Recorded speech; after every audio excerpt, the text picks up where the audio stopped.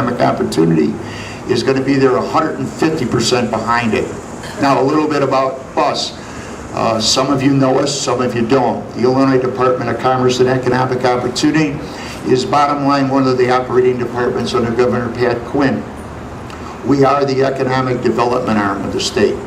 Our appropriation is a little bit more than $1.5 billion. That's a big number. Well over 95% of it is federal pass-through money. We administer a lot of federal grants that go to NGOs, not government organizations, such as for training. We administer hundreds of millions of dollars for training. We have other departments, our energy department, our recycling department. In particular, I'm in the Office of Trade and Investment. We are, next to the Office of Films, the smallest office within our department. There's 425, give or take a couple, employees in our department. Well over 325 are down in our state capital in Springfield. Our Chicago office has 100. To put that in perspective, our Office of Trade and Investment, we have 12 people in Chicago.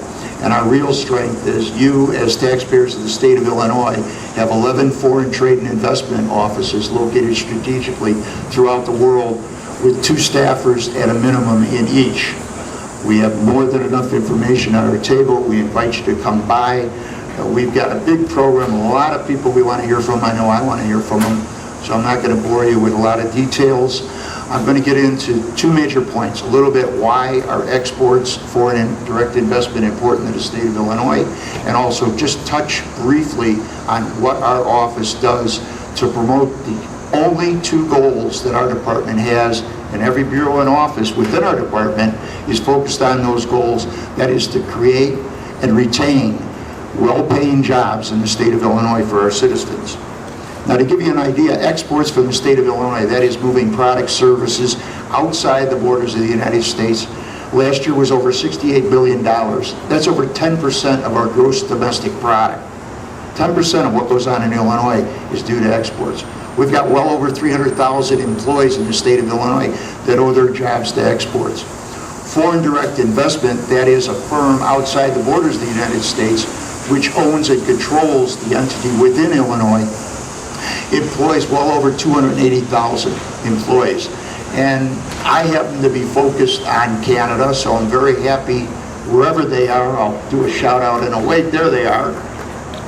We always support. We work extremely close because I'm proud to say they're our #1 export partner. They will purchase over 33% of all Illinois exports. They also have one of the largest foreign firms for employment in Illinois. I'm sure you all heard of them, BMO, Bank of Montreal. They employ over 5,000 people, and they've got over 320 locations throughout the state. We'll get a little bit now into what does our office do. Back to those 2 main goals, create, retain jobs. We have 2 functions. Our first function is we focus almost exclusively, but there are times when we help big guys, and they need us also, small and medium-sized firms. When I had a business with 2 partners, I thought 500 employees, that's gigantic.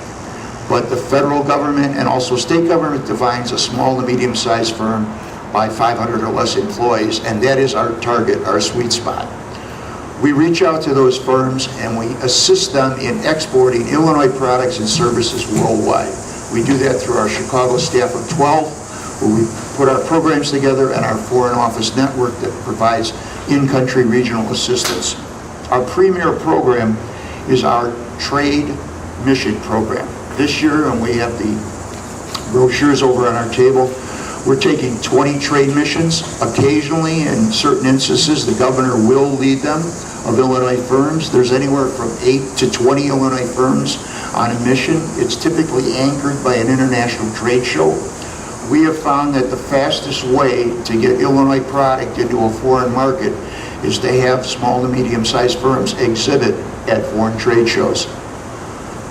Having had a small business, and the standing joke is when someone knocked on our front door at our trucking and distribution firm, they told our secretary they were from the government. Myself and 2 partners would run out the back door. That was a joke, you can laugh. Okay. So basically, when we're reaching out to small businesses, I mean, I've got so much respect for small businesses. They have a big responsibility because when you run a small business, whether it be 5 people, 50 people, 100 people, those people become like your family. Okay, you're responsible for helping them put food on the table. Because of that, when we walk into a small firm, one thing they might say is, well, show me the money. You got a nice smile, you talk a good game. In our program, which we are blessed to have the legislature support, we are able to offer trade show booths when we take firms on missions, and also 50% of an economy round-trip air ticket to the site, and also 50% of a hotel room rate based on GSA not to exceed. That brings us into the game as a partner with these small firms.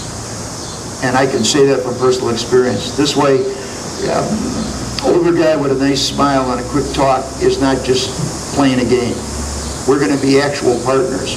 We're going to be there together with you. On all these trade missions, our staff is there, and basically we hold them from their hands from start to finish. The other thing that we do is foreign direct investment. Basically, when a large multinational or another entity outside the United States makes a strategic decision that they want to have a U.S. presence or expand their presence, it's going to happen. You may think that there's national boundaries of, here's the line between Canada and the U.S. For multinationals, there are no country boundaries. I'm going to wind this up real quick because my good friend Heather says I talk too much, and I agree.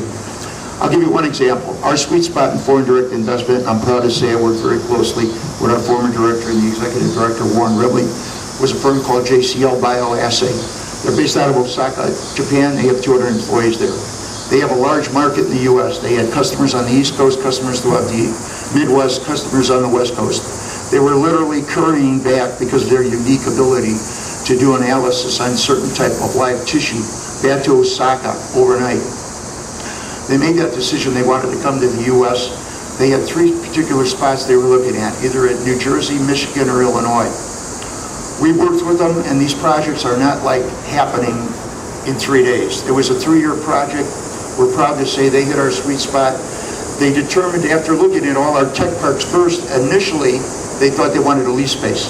After they talked to us for a number of years, they determined that Illinois was the place to be. They purchased land in Hoffman Estates. We were out at the groundbreaking. They now have 45 employees. Those employees average over $60,000 a year in wages. That's what we're looking for in foreign direct investment. On the exporting end, I give you numerous examples, but one example was of a trade mission we did just last March. We introduced folks to, as it may happen to be, Costco of Canada, which is a separate purchasing office. They now supply Costco. They're a middle-sized business in central Illinois, and they supply hors d'oeuvre trays that are processed there. Thank you very much. We're right at table 19. Please stop by. Thank you, Tom. I just want to also bring to everybody's attention, we're doing our candy giveaway drawing, actually, and also want to recognize Ferrara Candy Company. The trivia fact of the day was that Ferrara Candy actually originated right here in the Illinois Medical District, so very pleased to be able to support them. But enter the drawing, and you may be able to take care of your Halloween obligations early. That actually was a good segue into our next speaker, who's been a very close partner both to DCO and to many small businesses throughout Illinois, Chicagoland, and in fact across the United States. We're very pleased to have with us Dennis Foldenauer with SBA Illinois. Dennis? Or do we not? Heather?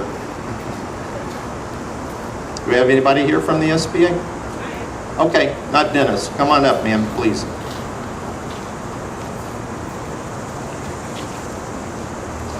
Well, making her way out, I want to acknowledge Bill O'Connor that's with us here today. Thanks, Bill, for coming out with the Anatomical Gift Association, joined by Paul Dudek, and they have a booth I see Maybeth Hadfield with us from Genentech. Thanks for coming by this morning, Maybeth. It was good to see you.